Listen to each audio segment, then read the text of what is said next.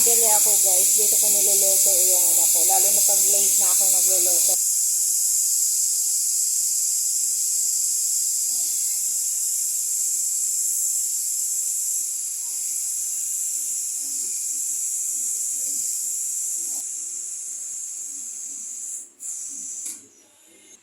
Talaga yung pinakatakot ako guys.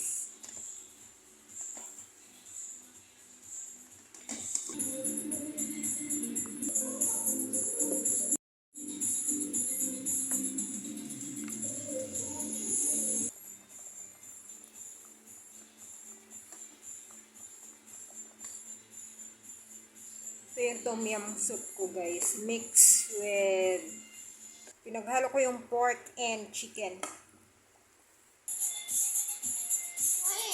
Just eating